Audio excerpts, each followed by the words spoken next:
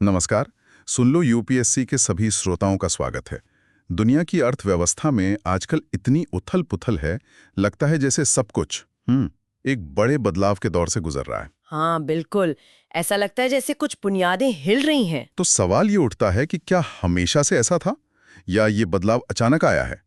और आज हम जिस ग्लोबल विलेज की बात करते हैं, उसका सफर असल में कैसा रहा है? ये बहुत ही दिलचस्प सवाल है और इसका जवाब हमें इतिहास के पन्नों में मिलता है। बिल्कुल, और इसीलिए आज हम संजीव वर्मा की बेहद महत्वपूर्ण किताब भारतीय अर्थव्यवस्था के चैप्टर 33 पर एक गहन चर्चा करने वाले हैं। चैप्टर का नाम है वैश्विक अर्थव्यवस्था एक संक्रमण, यानी ग्लोबल इकोनॉमी अ ट्रांजिशन। हाँ, ये चैप्टर यूपीएससी जीएस पेपर 3 के लिहाज से बहुत ही अहम है। ये हमें समझने में मदद करता है कि वैश्विक अर्थव्यवस्था कैसे विकसित हुई, कैसे बदली और आज कहाँ खड़ी है। तो इस चर्चा का मकसद क्या है? हम चाहते हैं कि इसके अंत तक श्रोता वैश्विक अर्थव्यवस्था के अलग-अलग संक्रमण चरणों को समझ पाएं। ये ग्लोबल विलेज की अवधारणा क्या है, ये कैसे बनी और आज दुनिया किन चुनौतियों का सामना कर रही है, ये सब कुछ स्पष्ट हो जाए।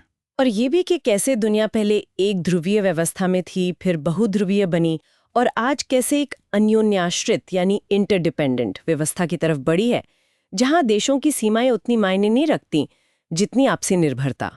चलिए तो फिर शुरू करते हैं। चैप्टर का पहला भाग है 33.1 वैश्विक संक्रमण। तो पिछले कुछ दशकों में, खासकर 2 दशकों में, वैश्विक अर्थव्यवस्था बहुत तेजी से बदली है ना? हाँ, बहुत तेजी से। और आर्थिक नजरिए से इस विकास को, इस बदलाव को समझना बहुत जरूरी है। ये कोई सीधी रेखा नहीं रही है, इसमें कई मोड़ आए हैं, कई संक्रमण हुए हैं। तो पहला बड़ा संक्रमण कौन सा था? किताब के हिसाब से ये ब्रिटिश साम्राज्य के प्रभुत्व का दौर था। बिल्कुल। पहला बड़ा दौर था जब ब्रिटिश साम्राज्य का दुनिया पर दबदबा था। उन्होंने साम्राज्यवाद और उपनिवेशवाद के जरिए, खासकर अपने उपनिवेशों का बड़े पैमाने पर शोषण करके, मैस स्केल एक्सप्लॉयटेशन करके खुद को बहुत अमीर बनाया। ये शोषण कैसे होता था? मतलब क्या व्यापार होता था, किन चीजों का? देखिए, व्यापार तो फला फूला, लेकिन ये उपनिवेशों की कीमत पर था। कच्चा माल उपनिवेशों से सस्ते में लिया जाता था, उसे ब्रिटेन में तैयार माल में बदला जाता था और फिर उसी माल को महंगे दामों पर वापस उपनिवेशों में बेचा जाता था। सोचिए, भारत से कपास गया, मैनचेस्टर में कपड़ा बना और वही कपड़ा वापस भारत के बाजार में बिकने आया, जिसने यहाँ के बुनकरों को तबाह कर दिया। यानी एक पूरी व्यवस्था थी शोषण की। हाँ, ये सिर्फ कच्चे माल का शोषण नहीं था, ये उनकी नीतियों का, उनके कानूनों का, उनकी पूरी प्रशासनिक व्यवस्था का नतीजा था। और इसके जो दूरगामी प्रभाव हुए, वो आज भी कई देशों में महसूस किए जाते हैं। इसने विकास की पटरी से ही उतार दिया कई मुल्कों को। तो ये था पहला संक्रमण। फिर आया दूसरा दौर, जब उपनिवेश आजाद होने लगे। हाँ, ये दूसरा महत्वपूर्ण संक्रमण था। 20वीं सदी के मध्य में, खासकर दूसरे विश्व युद्ध के बाद, औपनिवेशिक शासन से मुक्ति की एक लहर चली। एशिया, अफ्रीका, लैटिन अमेरिका में ढेरों देश आजाद हुए।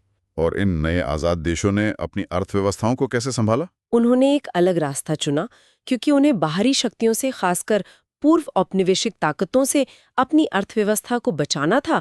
उन्होंने अत्यधिक संरक्षित और विनियमित नीतियां अपनाई, मतलब हाईली प्रोटेक्टेड एंड रेगुलेटेड। उन्होंने आयात पर भारी टैक्स लगाए, विदेशी निवेश पर कड़ी शर्तें रखीं और घरेलू उद्योगों को बचाने की कोशिश की। इसके पीछे डर था या कोई सोची समझी रणनीति? शायद दोनों। एक तो पिछली गुलामी का अनुभव था, दूसरा आत्मनिर्भर बनने की इच्छा थी। लेकिन इसका एक नतीजा ये भी हुआ कि ये देश काफी हद तक वैश्विक अर्थव्यवस्था से कट गए।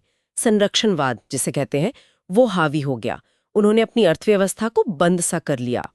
जहां एक तरफ नए देश बन रहे थे, वहीं दूसरी तरफ अमेरिका, ब्रिटेन, पश्चिमी यूरोप के देश और जापान जैसी औद्योगिक शक्तियां और मजबूत हो रही थीं। ये महाशक्तियां बन गईं। और यहीं से वो उत्तर दक्षिण विभाजन की बात आती है। जरा इसे विस्तार से समझाइए। बिल्कुल। दुनिया की अर्थव्यवस्थाएं 2 हिस्सों में बंट गईं। एक तरफ थे ये विकसित औद्योगिक देश, जिन्हें उत्तर कहा गया, और दूसरी तरफ थे एशिया, अफ्रीका, लैटिन अमेरिका के विकासशील या नव स्वतंत्र देश, जिन्हें दक्षिण कहा गया। तो ये कहलाया उत्तर दक्षिण विभाजन, नॉर्थ साउथ डिवाइड।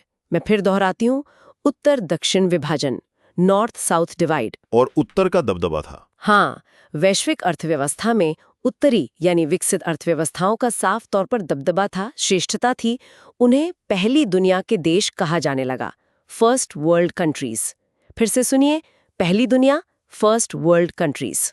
और भारत, चीन जैसे देश तीसरी दुनिया में गिने गए। हाँ, जो गुटनिरपेक्ष थे या विकासशील थे, उन्हें तीसरी दुनिया कहा गया, थर्ड वर्ल्ड कंट्रीज। एक बार फिर तीसरी दुनिया, थर्ड वर्ल्ड कंट्रीज।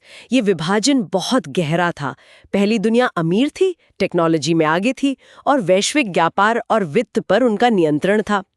तीसरी दुनिया गरीब थी, पिछड़ी थी और कई मामलों में पहली दुनिया पर निर्भर थी। इसका शीत युद्ध से भी कोई लेना देना था? बिल्कुल, ये वही दौर था जब अमेरिका और सोवियत संघ के बीच शीत युद्ध चल रहा था, द कोल्ड वॉर पीरियड। इसे भी याद रखें, शीत युद्ध काल, कोल्ड वॉर पीरियड। दुनिया विचारधारा के आधार पर भी बटी हुई थी, पूंजीवादी और साम्यवादी। इस शीत युद्ध के अपने आर्थिक प्रभाव भी थे। दोनों गुट अपने अपने खेमे के देशों को मदद देते थे, व्यापार करते थे और इस तरह ये आर्थिक विभाजन और पुख्ता हो गया। तो 80 और 90 के दशक तक आते आते स्थिति क्या थी? 80 और 90 के दशक में, खासकर शीत युद्ध के अंत से पहले तक, क्वाड देशों का दबदबा था। ध्यान दीजिएगा, क्वाड देश, क्वाड कंट्रीज। यहाँ क्वाड का मतलब है अमेरिका, यूरोप, खासकर पश्चिमी यूरोप और जापान। दुनिया के कुल उत्पादन, व्यापार और निवेश का एक बड़ा हिस्सा इन्हीं के नियंत्रण में था। आंकड़ों में जाएं तो शायद 70-80% तक वैश्विक जीडीपी और व्यापार इन्हीं के बीच होता होगा। बाप रे, मतलब बाकी दुनिया बस किनारे पर थी। हाँ, काफी हद तक। लेकिन फिर एक और बड़ा बदलाव आया, चौथा संक्रमण। वो क्या था? इसके कई पहलू थे। एक, पूर्व सोवियत संघ यूएसआर का विघटन हो गया 1991 में। इससे शीत युद्ध खत्म हुआ और दुनिया का दो ध्रुवों में बटा होना भी खत्म हो गया। और दूसरा चीन? बिल्कुल, चीन में 70 के दशक के आखिर में आर्थिक सुधार शुरू हो गए थे। उन्होंने धीरे धीरे अपनी अर्थव्यवस्था को दुनिया के लिए खोलना शुरू किया। सरकारों की भूमिका कम होने लगी, निजी क्षेत्र को बढ़ावा मिला और सबसे जरूरी, देशों के बीच व्यापार की भूमिका बढ़ने लगी। ये बहुत बड़ा शिफ्ट था। मतलब जो पहले बंद दरवाजे थे वो खुलने लगे? हाँ, न सिर्फ चीन बल्कि भारत और अन्य एशियाई अर्थव्यवस्थाओं के लिए भी वैश्विक अर्थव्यवस्था के दरवाजे खुले।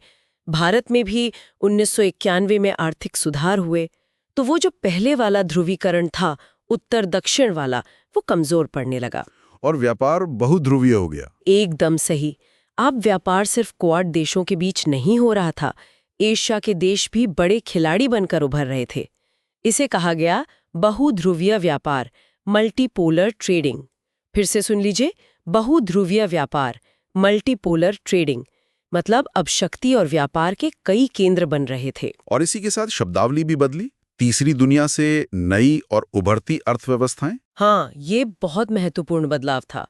तीसरी दुनिया या विकासशील देश जैसे शब्द पुराने पड़ने लगे, क्योंकि ये सभी देश एक जैसे नहीं थे। कुछ देश तेजी से तरक्की कर रहे थे, तो उनके लिए नया शब्द आया, नई और उभरती अर्थव्यवस्थाएं, न्यू एंड इमर्जिंग इकोनॉमीज।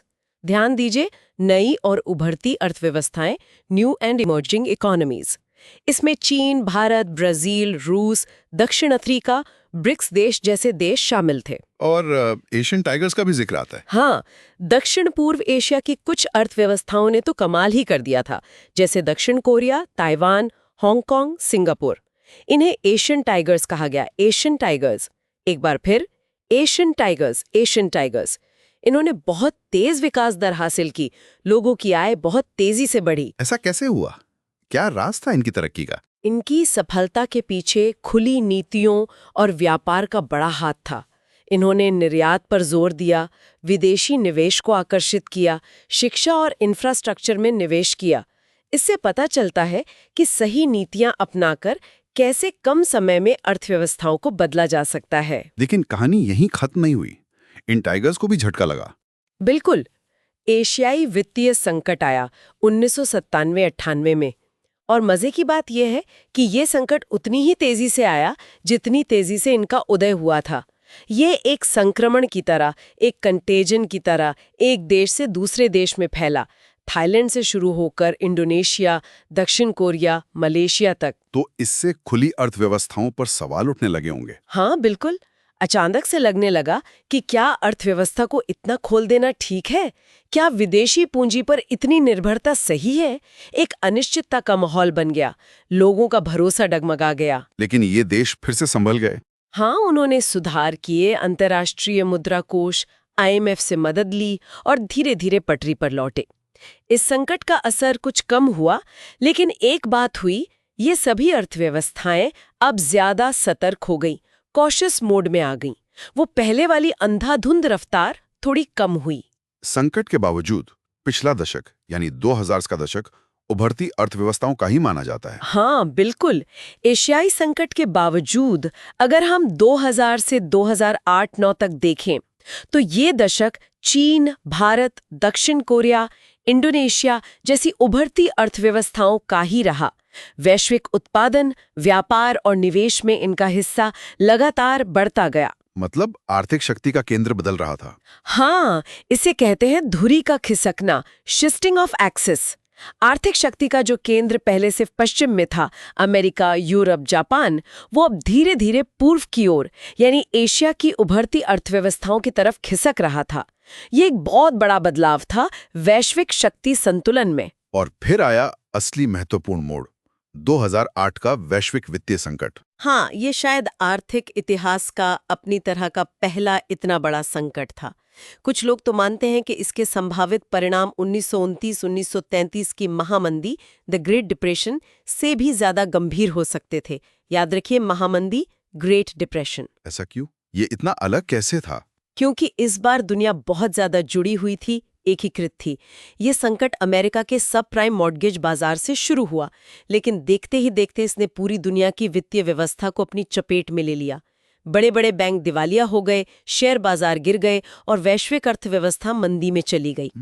तो क्या ये एक और संक्रमण की शुरुआत थी? बिल्कुल।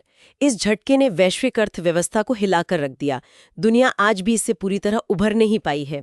ऐसा लगता है जैसे वैश्विक अर्थव्यवस्था एक पुनर्परिभाषा, एक रीडेफिनेशन या कायापलट, एक मेटामॉर्फोसिस के दौर से गुजर रही है। तो आज की स्थिति क्या है? किताब कहती है कि अर्थव्यवस्था एक चौराहे पर खड़ी है। हाँ, स्थिति बहुत ही तरल है, हाईली फ्लूइड और अनिश्चित है, अनसर्टन। कोई नहीं जानता कि ऊंट किस करवट बैठेगा। पुरानी व्यवस्थाएं काम नहीं कर रही, नई व्यवस्थाएं अभी पूरी तरह बनी नहीं है। लेकिन इसमें कुछ अच्छी बात भी है, आशा की किरण। हाँ, एक सिल्वर लाइनिंग ये है कि उभरती अर्थव्यवस्थाएं अब वैश्विक मंच के केंद्र में आ गई हैं। G20 जैसे मंचों पर उनकी आवाज सुनी जाती है। वैश्विक विकास में उनका योगदान बहुत महत्वपूर्ण है। लेकिन उनके सामने भी चुनौतियां हैं। बिल्कुल। सबसे बड़ी चुनौती ये है कि ये अर्थव्यवस्थाएं अपनी पूरी क्षमता के अनुसार नहीं बढ़ पा रही हैं। उनके विकास दर धीमी हुई है। उनकी वैश्विक प्रतिस्पर्धात्मकता, ग्लोबल कम्पेटिटिवनेस कम हो रही है। उनके सामने अवसर तो हैं, लेकिन चुनौतियां भी बहुत कड़ी हैं। Opportunities but with stiff challenges. जैसे उन्हें अपने यहाँ सुधार करने होंगे, इनोवेशन पर जोर देना होगा, रोजगार पैदा करने होंगे, असमानता कम करनी होगी। तो ये थी वैश्विक संक्रमण की कहानी। ब्रिटिश प्रभुत्व से लेकर आज की अनिश्चितता तक काफी उतार चढ़ाव वाला सफर रहा है। हाँ, और ये सफर अभी जारी है। चलिए अब दूसरे हिस्से पर आते हैं। 33.2 ग्लोबल विलेज। ये शब्द तो हम बहुत सुनते हैं, ग्लोबल विलेज। इसका क्या मतलब है अर्थव्यवस्था के संदर्भ में? देखिए, हमने पहले वैश्वीकरण, ग्लोबलाइजेशन और वैश्विक एकीकरण, ग्लोबल इंटीग्रेशन की बात की थी। ये ग्लोबल विलेज की अवधारणा उसी का नतीजा है। ये दिखाता है कि दुनिया सिकुड़ गई है, देश एक दूसरे के बहुत करीब आ गए हैं, खासकर आर्थिक रूप से। तो ये सिर्फ एक कहने की बात नहीं है? नहीं, ये हकीकत है। ये दिखाता है कि अर्थव्यवस्था कैसे बदली है। पहले ध्रुवीकृत थी, फिर बहुध्रुवीकृत हुई और अब एक ऐसी स्थिति में है जहां अन्योन्याश्रयता, इंटरडिपेंडेंस बहुत ज्यादा है। एक बार फिर सुनिए, अन्योन्याश्रयता, इंटरडिपेंडेंस। ये निर्भरता अब राष्ट्रीयताओं से बंधी नहीं है। ये अन्योन्याश्रयता या इंटरडिपेंडेंस इतनी महत्वपूर्ण क्यों है एकीकरण के लिए? क्योंकि यही एकीकरण को एक जरूरत बनाती है। किताब में एक बहुत अच्छी बात कही गई है, ये अर्थव्यवस्थाओं का आकार नहीं बल्कि अन्योन्याश्रयता है जो एकीकरण को एक आवश्यकता बनाती है। मतलब देश कितना बड़ा है ये उतना जरूरी नहीं जितना ये कि वो दूसरे देशों पर कितना निर्भर है और दूसरे देश उस पर कितने निर्भर हैं। कोई उदाहरण दे सकती हैं? हाँ, जैसे मान लीजिए खाड़ी के देशों का तेल पूरी दुनिया की इंडस्ट्री चलाता है। या अमेरिका में अगर मंदी आती है तो भारत के आईटी सेक्टर पर असर पड़ता है। चीन में कोई फैक्ट्री बंद होती है तो दुनिया भर में सप्लाई चेन बाधित हो जाती है। ये सब अन्योन्याश्रयता के उदाहरण हैं। तो इसी वजह से लगता है कि दुनिया छोटी हो गई है। हाँ, आर्थिक नजरिए से देखें तो दुनिया सिकुड़ गई है। Shrinking of the global economy. समय और दूरी का महत्व कम हो गया है। आप आज यहाँ बैठकर दुनिया के किसी भी कोने से सामान मंगवा सकते हैं, किसी भी कंपनी की सर्विस इस्तेमाल कर सकते हैं। उत्पाद और सेवाएं भी ग्लोबल हो गए। बिल्कुल। एप्पल का फोन अमेरिका का है, पर बनता चीन में है और बिकता पूरी दुनिया में है। टोयोटा जापानीज कार है, पर उसके प्लांट कई देशों में है और वो दुनिया भर में बिकती है। कंपनियां भी ग्लोबल हो गई हैं। उनके ऑफिस कई देशों में हैं, उनके बाजार कई देशों में हैं।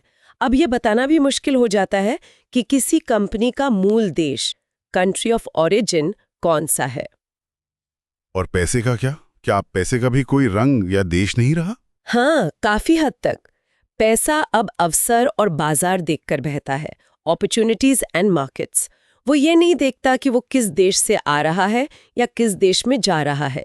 जहां उसे मुनाफा दिखता है वो वहां चला जाता है।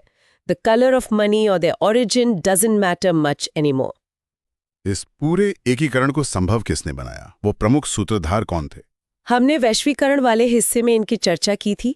मुख्य रूप से टेक्नोलॉजी, खासकर सूचना और संचार प्रौद्योगिकी, परिवहन के सस्ते और तेज साधन और देशों द्वारा अपनाई गई उदार व्यापार नीतियां, इन सब ने मिलकर दुनिया को जोड़ने का काम किया। तो क्या वैश्वीकरण और एकीकरण एक ही बात है? नहीं, इसमें एक बारीक सा फर्क है। एकीकरण, इंटीग्रेशन, वो प्रक्रिया है जिससे दुनिया जुड़ रही है, और वैश्वीकरण, ग्लोबलाइजेशन, उस एकीकरण का परिणाम है, द रिजल्ट। एकीकरण कारण है, वैश्वीकरण उसका प्रभाव है। एक और कारक का जिक्र है, वित्तीय क्षेत्र का एकीकरण। ये क्या है? हाँ, ये एक और बहुत महत्वपूर्ण पर अक्सर अनदेखा किया जाने वाला कारक है। सीमाओं के पार एक तरह का मौन वित्तीय क्षेत्र एकीकरण हुआ है, साइलेंट फाइनेंशियल सेक्टर इंटीग्रेशन। मतलब दुनिया भर के बैंक, स्टॉक मार्केट, बीमा कंपनियां, ये सब आपस में बहुत गहराई से जुड़ गए हैं। और इसमें टेक्नोलॉजी की क्या भूमिका है? टेक्नोलॉजी ने तो इसमें क्रांति ला दी है। बहुत तेजी से छलांग लगाती टेक्नोलॉजी, लीपिंग टेक्नोलॉजी ने इसे संभव बनाया है। आज इलेक्ट्रॉनिक तरीके से अंतर्राष्ट्रीय लेन देन करना कितना आसान हो गया है। Electronic transnational transactions. आप घर बैठे अमेरिका के शेयर खरीद सकते हैं, लंदन के बाजार में पैसा लगा सकते हैं, सिंगापुर से फंड ट्रांसफर कर सकते हैं, बिना किसी भौतिक हलचल के। हाँ, बिना हिले डुले, बस कंप्यूटर या फोन पर कुछ क्लिक्स के जरिए।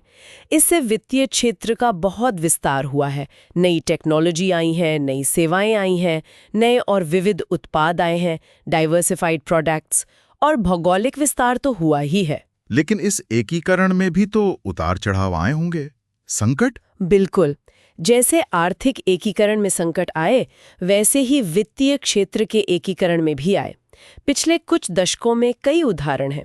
मेक्सिको का संकट 1994, चिली, फिर दक्षिण पूर्व एशियाई संकट 1997-98, अर्जेंटीना का संकट 2001 और 2। ध्यान रखिएगा इन देशों के नाम: मेक्सिको, चिली, दक्षिण पूर्व एशियाई अर्थव्यवस्थाएं, अर्जेंटीना। मेक्सिको, चिली, दक्षिण पूर्व एशियाई अर्थव्यवस्थाएं, अर्जेंटीना। मैं फिर दोहराती हूँ, मेक्सिको, चिली, दक्षिण पूर्व एशियाई अर्थव्यवस्थाएं, अर्जेंटीना। इन संकटों का एकीकरण की प्रक्रिया पर क्या असर पड़ा? इन संकटों ने एकीकरण की रफ्तार को धीमा जरूर किया। देशों ने कुछ नियंत्रण लगाने की कोशिश की, थोड़ी सावधानी बरती, लेकिन प्रक्रिया रुकी नहीं। वो आज तक जीवित है, चलती रही है। 90 के दशक के बाद ऐसा क्या हुआ जिसने एकीकरण को और तेज कर दिया? 90 के दशक के बाद, खासकर शीत युद्ध खत्म होने पर, दुनिया भर में अविनियमन की लहर चली। इंक्रीजिंग ग्लोबल डीरेगुलेशन, व्यापार के नियम आसान किए गए, पूंजी के आने जाने पर लगी रोकें हटाई गईं, वित्तीय नियमों को उदार बनाया गया। इससे पैसा, सामान, सेवाएं और लोग ज्यादा आसानी से सीमाओं के पार आने जाने लगे, जिसने एकीकरण को बहुत तेज कर दिया। और इसी से अर्थव्यवस्थाओं का युग्मन हुआ, कपलिंग, ये क्या भला है? युग्मन या कपलिंग, इसे फिर से सुनिए। युग्मन या कपलिंग, इसका मतलब है कि अर्थव्यवस्थाएं आपस में इतनी कसकर जुड़ गई हैं कि वो एक साथ ऊपर जाती हैं और एक साथ नीचे आती हैं। एक देश की समस्याएं आसानी से रिस्क कर सीप थ्रू करके पूरी दुनिया में फैल जाती हैं। जैसे 2008 का संकट। बिल्कुल सही उदाहरण है। अमेरिका के हाउसिंग बाजार की समस्या कैसे पूरी दुनिया का वित्तीय संकट बन गई, ये कपलिंग का ही नतीजा था। ये दिखाता है कि दुनिया कितनी आपस में जुड़ चुकी है। किताब में ये भी लिखा है कि छोटी अर्थव्यवस्थाएं भी अब बड़ा खतरा पैदा कर सकती हैं। हाँ, ये भी कपलिंग का ही एक पहलू है। पहले लगता था कि सिर्फ बड़ी अर्थव्यवस्थाओं में संकट आने से दुनिया पर असर पड़ेगा, लेकिन अब पुर्तगाल, ग्रीस, स्पेन जैसी अपेक्षाकृत छोटी और परिधीय पेरिफेरल अर्थव्यवस्थाओं में भी अगर कोई गंभीर संकट आता है तो वो पूरे वैश्विक वित्तीय सिस्टम को अस्थिर करने की क्षमता रखता है। याद रखिए, इन देशों को पुर्तगाल, Greece, Spain, Portugal, Greece, Spain. दोबारा सुनिए, पुर्तगाल, Greece, Spain, Portugal, Greece, Spain, क्योंकि ये सब एक ही नाव में सवार हैं। तो इसका मतलब ये हुआ कि अब कोई भी देश दुनिया में होने वाली बुरी घटनाओं से अछूता नहीं रह सकता? हाँ, यही एकीकरण का दूसरा पहलू है। प्रतिकूल वैश्विक परिणामों से खुद को पूरी तरह बचा पाना, इंसुलेटेड रहना, अब लगभग नामुमकिन हो गया है। अर्थव्यवस्थाओं की ये एक सापेक्ष अक्षमता है, relative inability to be insulated। तो क्या साधु अर्थव्यवस्था बनकर रहना संभव नहीं है, दुनिया से कटकर? आज के दौर में तो बिल्कुल नहीं। आप वैश्विक विकास से अलग, डीकपल्ड नहीं रह सकते। अगर आप दुनिया से नहीं जुड़ेंगे तो आप पिछड़ जाएंगे। व्यापार, निवेश, टेक्नोलॉजी, ज्ञान, ये सब अब वैश्विक हैं। आप इनसे कटकर तरक्की नहीं कर सकते। और मुद्दे भी अब वैश्विक हो गए। हाँ, कई ऐसे मुद्दे हैं जिनका समाधान कोई एक देश अकेले नहीं कर सकता। उनका हल वैश्विक मंचों पर सामूहिक रूप से ही निकालना होगा, जैसे G20 का मंच। फिर से सुनिए, G20।